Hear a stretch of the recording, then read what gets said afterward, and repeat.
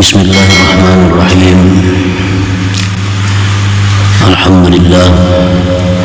Alhamdulillahil qaribis syahid alladhi aqrabu ilayna min hablil warid. Ashhadu an la ilaha illallah wahdahu la syarika lahul karimul majid. Wa ashhadu anna sayyidana Muhammadan abduhu wa rasuluhu wa nabiyyuhul hamid. Allahumma salli wa sallim wa barik ala sayyidina maulana Muhammadin afdalil abid wa ala alihi wa sahbihi wa zurriyatihi wa atba'ihi ila yaumil wa'id, amma ba'd. Yang kita hormati, kita muliakan para habaib dan para ulama,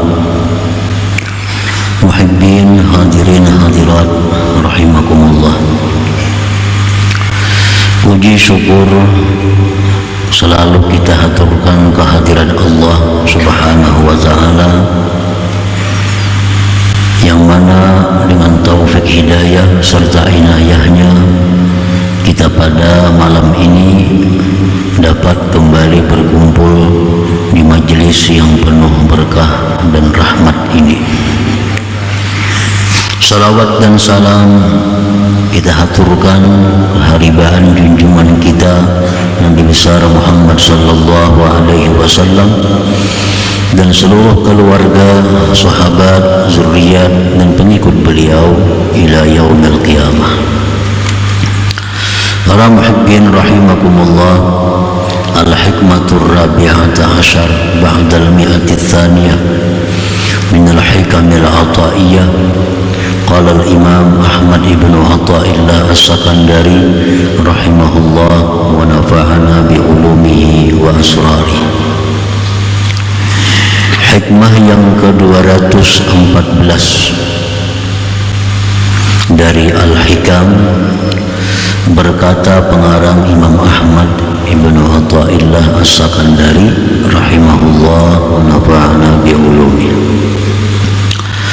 Qurbuka minhu an takuna musyahidan li qurbih wa illa fa min aina anta wa wujudu qurbih. Artinya, bermula dekatnya engkau daripada Allah, bahwa engkau menyaksikan dengan mata hati engkau bagi dekatnya Allah itu. Jikalau tidak demikian maksudnya, maka dari manakah engkau dan adanya dekat kepada Allah Subhanahu wa ta'ala?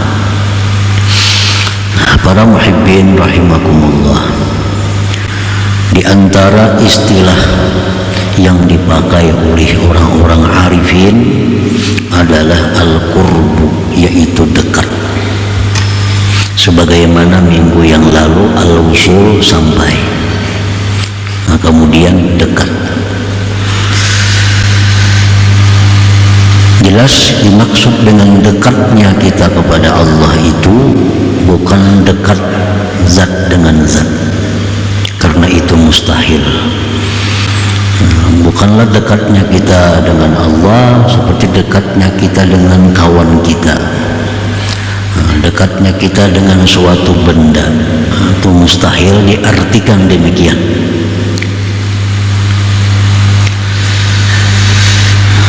Al-qurbul hakiki qurbullah minka. Kedekatan yang sebenarnya itu adalah dekatnya Allah daripada engkau. Bila mana mata hati kita menyaksikan, diri kita merasakan bahwa Allah itu dekat dengan kita, maka itulah yang dimaksud kedekatan kita dengan Allah Subhanahu wa ta'ala. Jadi artinya, bila mana kita merasakan bahwa Allah itu dekat dengan kita, maka itulah yang dimaksud dekat kita dengan Allah Subhanahu wa ta'ala.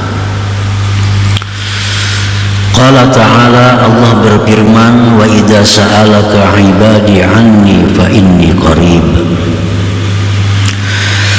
apabila bertanya kepada engkau wahai Rasul hamba-hambaku tentang aku, maka katakanlah bahwa aku itu dekat.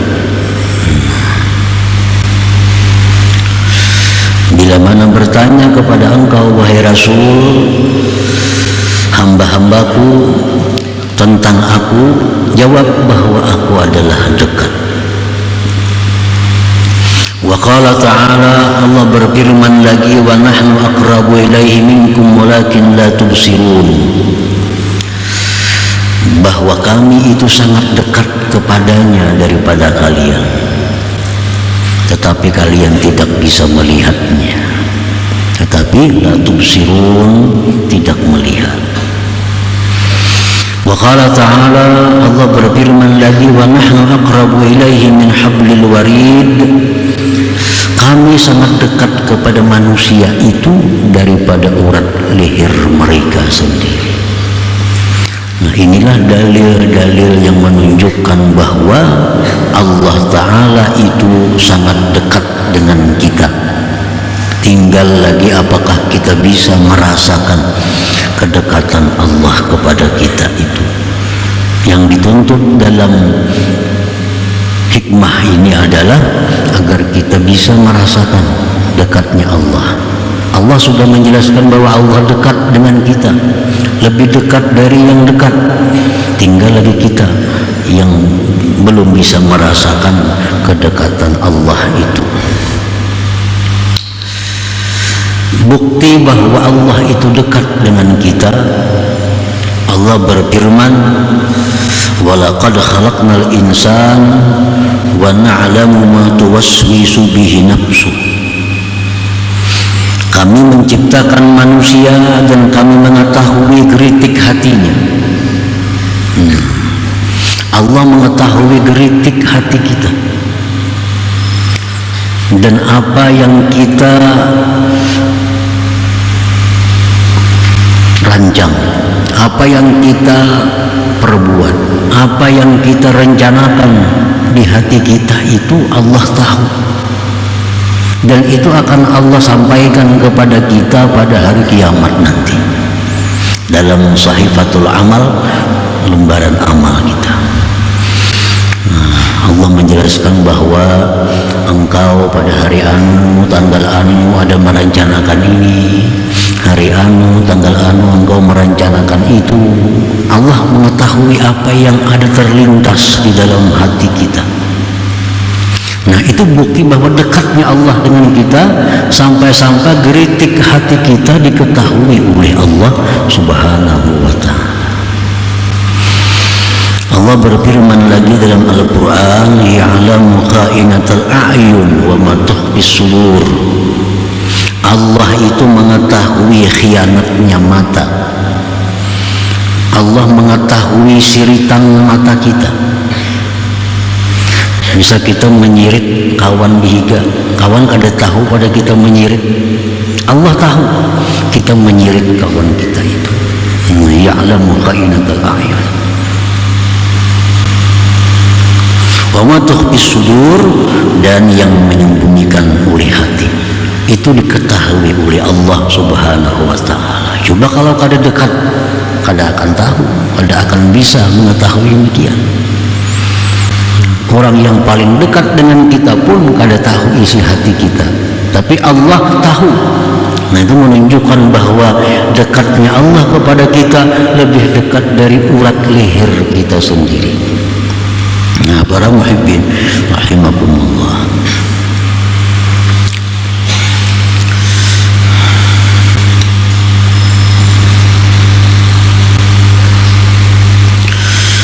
musyahadatul abdi qurbah, musyahadatul abdi qurbahu ta'ala minhu tusmirul muraqabah. Menyaksikannya seorang hamba akan dekatnya Allah daripadanya itu membuahkan muraqabah, membuahkan muraqabah.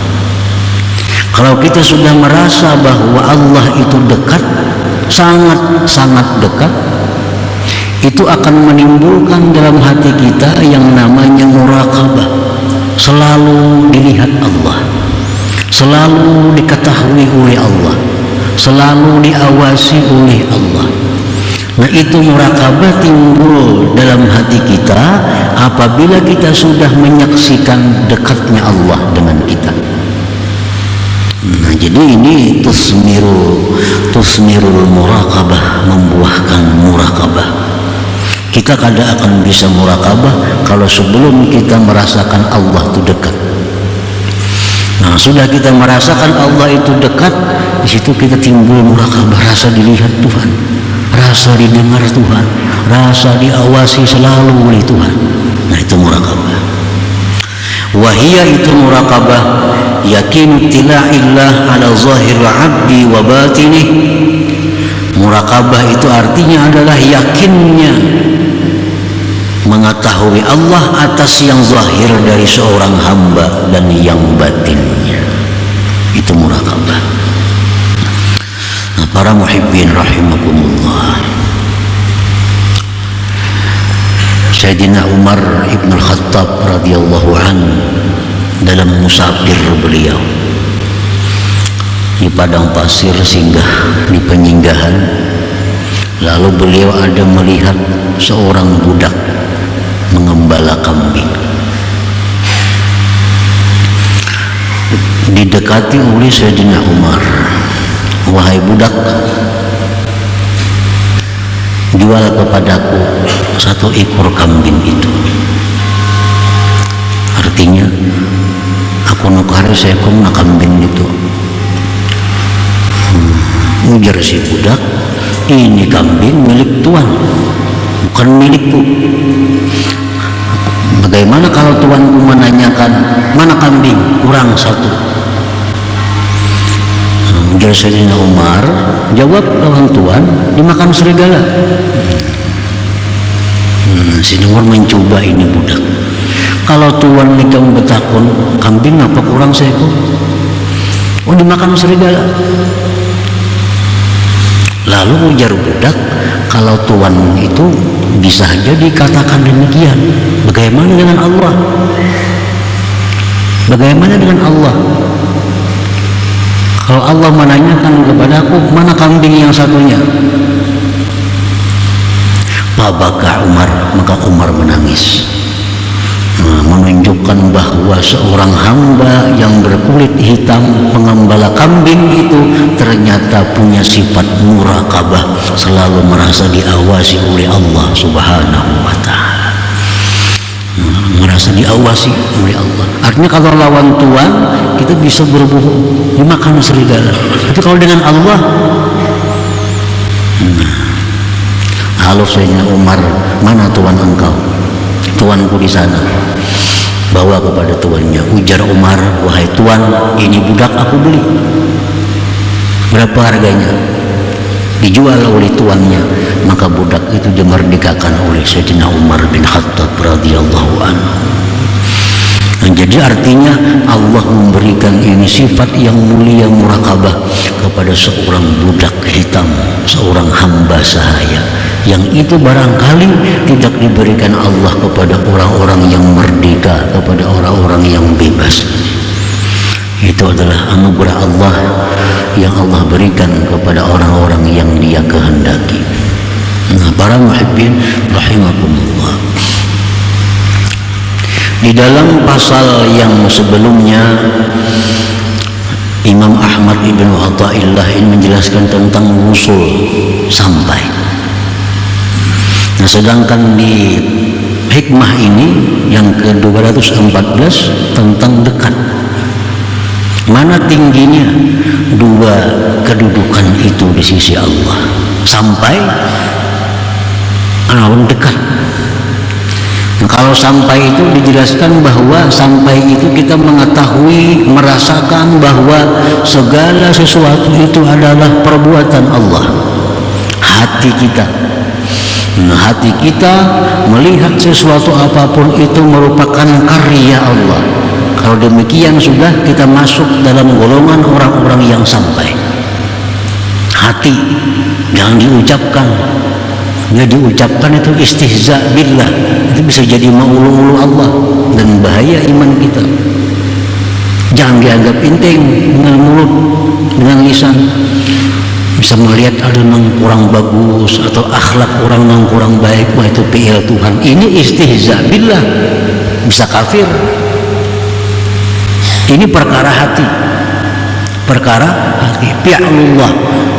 Kita melihat sesuatu, hati kita mengatakan bahwa itu adalah fi'lullah, perbuatan Allah.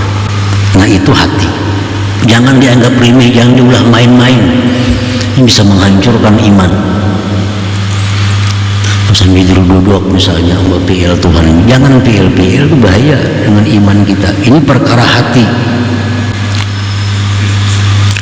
Nah, bila sudah hati kita bisa melihat, hati kita bisa menyaksikan, diri kita bisa merasakan bahwa yang ada ini adalah fi'il Allah, itu sampai.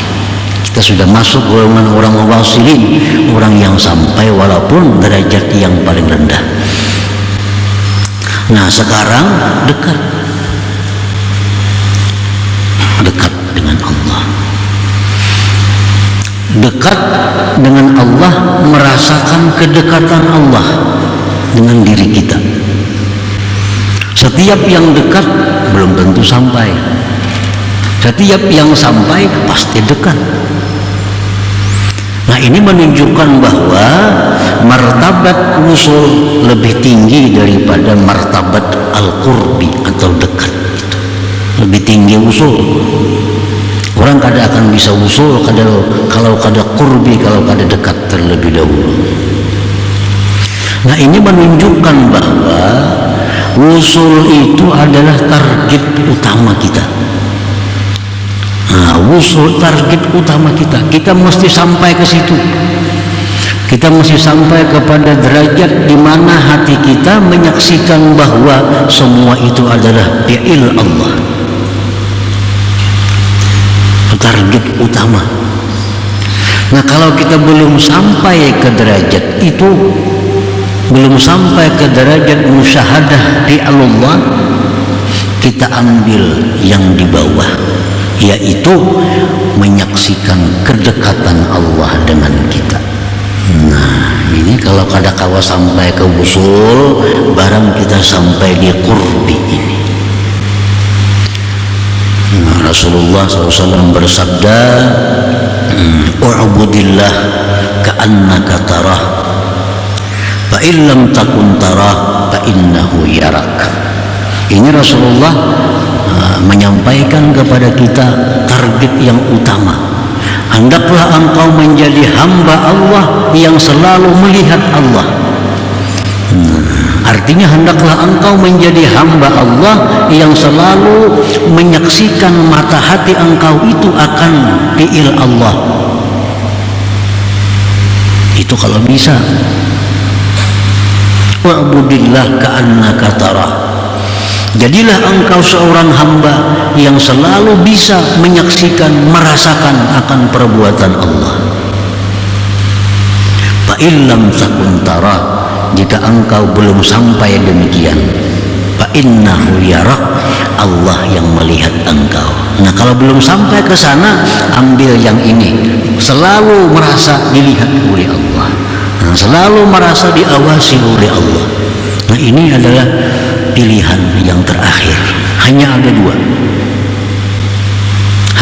dua, harus salah satunya.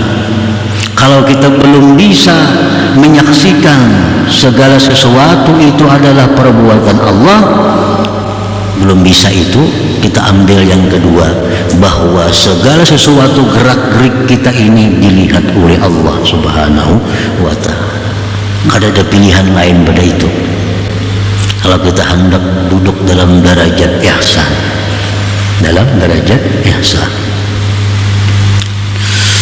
Nah para muhibbin rahimakumullah, al-muraqabah tusmirul adab ma'allah subhanahu wa ta'ala. Kalau kita sudah bisa muraqabah tadi, muraqabah, merasa diawasi Allah, merasa selalu dilihat oleh Allah, selalu didengar oleh Allah, itu kita dapatkan dari permulaannya kita merasakan kedekatan Allah dengan kita, dapat kita muraqabah.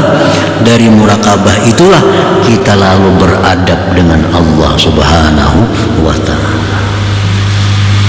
Kalau kita kadang merasa diawasi Allah, kita kadang akan beradab dengan Allah. Kenapa kita beradab dengan seseorang? Karena kita merasa dilihatnya, merasa didengarnya. Al-muraqabah tusmil adab ma'allah subhanahu wa ta'ala. Muraqabah itu membuahkan adab beserta Allah subhanahu wa ta'ala. Nah, para muhibbin rahimakumullah, wal adab ma'allah, bermula adab lawan Tuhan itu, adab dengan Allah itu kal ikhlas, seperti ikhlas. Ini adab dengan Allah. Kita beribadah itu semata-mata murni karena Allah, bukan karena yang lain-lain yang kembali kepada diri kita. Itu ikhlas. Kalau kita beribadah supaya ke surga, itu kembali kepada kita ngarannya. Kalau kita beribadah supaya jangan masuk neraka, itu kembali kepada diri kita. Ikhlas itu adalah murni bahwa ibadah yang kita lakukan ini adalah karena Allah. Nah, itu adab ma'allah. Kalau kita ikhlas itu, kalau kada muraqabah, kada bisa. Kita bisa ikhlas itu dari muraqabah, karena kita merasa diawasi oleh Allah, merasa Allah tahu isi hati kita, Allah tahu geritik hati kita. Mungkin kita kada ikhlas diketahui Allah, mungkin kita ikhlas diketahui Allah. Nah, lalu kita berusaha untuk ikhlas itu. Nah, jadi ikhlas itu bagian dari adab seorang hamba kepada Allah subhanahu wa ta'ala. Waridha bima qadallah, ridha dengan apa yang ditentukan oleh Allah. Ridha artinya menerima yang diberikan Allah itu dengan perasaan senang hati. Ini ridha. Waridha ma'allah, ridha dengan Allah, dengan segala yang ditentukan oleh Allah. Nah, ini sesuatu yang sulit. Ridha, kedudukan yang tinggi. Orang yang beradab lawan Allah lah yang bisa ridha dengan Allah itu. Kalau orang kada punya adab dengan Allah, kada akan bisa ridha dengan apa yang ditentukan oleh Allah subhanahu wa ta'ala. Wa husni dzan bihi, selalu berbaik sangka dengan Allah. Nah, ini adab ma'allah, berbaik sangka dengan Allah. Arti berbaik sangka lawan Allah itu apa maksudnya? Bahwa meyakini segala sesuatu yang diciptakan Allah, segala sesuatu yang ditetapkan oleh Allah itu adalah tujuannya baik. Tujuannya baik. Apapun yang ditakdirkan oleh Allah itu pasti tujuannya baik. Itu husnuzan billah, berbaik sangka dengan Allah.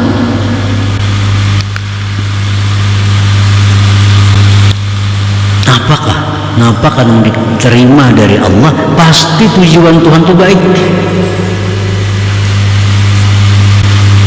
Allah menakdirkan kita berbuat taat, lalu kita bisa taat kepada Allah. Baik. Allah menakdirkan kita berbuat maksiat, tujuan Allah bagus, agar kita apa dengan maksiat itu, agar kita sadar bahwa kalau kada dijaga Allah, kita jatuh dalam maksiat. Dengan maksiat itu kita sadar bahwa kita orang yang hina. Dengan maksiat itu sadar kita mesti tobat kepada Allah. Nah, jadi walaupun Allah itu menghendaki kita maksiat, walaupun kita mesti husnuzan dengan Tuhan. Ini tujuan Tuhan baik, agar aku ini merasa bahwa diriku ini memang hamba yang kotor, hamba yang mesti tobat kepada Allah Subhanahu wa ta'ala, hamba yang selalu minta perlindungan kepada Allah Subhanahu wa ta'ala. Nah, itu husnuzan billah, selalu berbaik sangka dengan Allah terhadap apa yang diberikan oleh Allah Subhanahu wa ta'ala. Ini bagian adab dengan Allah.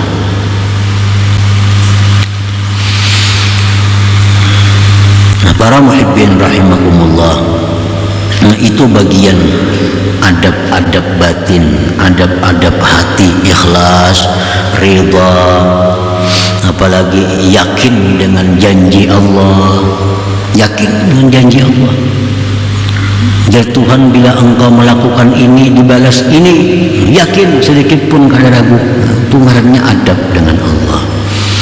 Apalagi malu terhadap Allah, mengutamakan Allah atas yang lainnya, mencintai apa yang dicintai oleh Allah, membenci apa yang dibenci oleh Allah. Nah, itu termasuk adabul batin, adab batin seorang hamba. Nah, semua itu bisa kalau sudah kita muraqabah tadi, merasa dilihat selalu oleh Allah Subhanahu wa ta'ala. Nah, para muhibbin rahimakumullah, yang zahir adab wa kamubadaratil imtisal, seperti segera menjunjung perintah. Bila Allah menyuruh ini, lah kasih, jangan berlambat-lambat. Orang azan artinya Allah nyuruh sembahyang, kalau beradab lah kasih sembahyang itu. Nah, itu adab. Wajtina bin nawahi, segera menjauhi larangan. Ujar Tuhan, jangan melakukan ini. Begitu mendengar ada Quran, ada hadis mengatakan jangan melakukan ini, lah kasih ampih, lah kasih kembali kepada Allah. Orang umpamanya melakukan riba, selama ini belum sadar, belum tahu apa itu riba. Begitu mendengar firman Allah, mendengar hadis-hadis Rasulullah bahwa riba itu akan matinya suul khatimah, akan diazab dengan neraka, larangan Tuhan riba. Nah, segera berhenti daripada riba. Jangan berpikir panjang. Mau nak ambil riba kayak apa rumah, maka rumah ini berhutang riba, dijual ke mana uring. Setiap kali kita melaksanakan perintah Allah, Allah pasti akan menjamin keselamatan kita. Maulah Tuhan menyuruh kita sengsara, kada mau. Bila Allah menyuruh sesuatu, pasti ada manfaat yang kembali kepada kita. Segera. Itu adab yang zahir. Wa hifzul jawarih, menjaga anggota-anggota tubuh, wal lisan, terutama lisan. Ini tadi beradab lisan ini. Kadang-kadang lisan kita ini kada beradab lawan Allah Subhanahu wa ta'ala. Sesuatu yang bujur menurut hati belum tentu bujur diucapkan. Sesuatu yang mesti diiktikadkan oleh hati belum tentu tepat diucapkan, karena ada adab masing-masing. Kalau kita melihat anjing misalnya, dalam hati kita ayo jatuh fi'il Allah, tapi jangan sekali-kali di mulut kita bahwa anjing itu ciptaan Allah.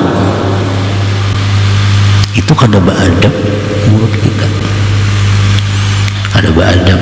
Walaupun dalam hati kita i'tikadkan bahwa anjing itu adalah perbuatan Allah, ciptaan Allah, tapi di mulut kita kalau mengatakan anjing itu ciptaan Allah, itu kada beradab dengan Allah. Nah, kalau orang bertakun, anjing itu olahan siapa? Nah, jawaban yang benar adalah seluruh binatang yang melata itu ciptaan Allah. Nah, itu beradab dengan Allah. Anjing itu ulahan siapa? Ulahan Allah. Itu kada beradab walaupun bujur di hati, tapi diucapkan salah. Ada kotoran tahi kambing, tahi kambing. Dalam hati kita meyakini bahwa itu adalah ciptaan Allah. Dalam hati diucapkan tahi kambing olahan Tuhan, kada beadab lawan Tuhan. Kalau orang bertakun tahi kambing itu olahan siapa? Kambing sebagian olahan Tuhan. Nah, itu beadab lawan Tuhan berarti. Kambing itu olahan Tuhan. Jadi jangan dikatakan bahwa tahi kambing itu olahan Tuhan, itu kada beadab lawan Tuhan secara syariat lisan kita. Walaupun di hati kita i'tikadkan bahwa itu semua adalah ciptaan Allah.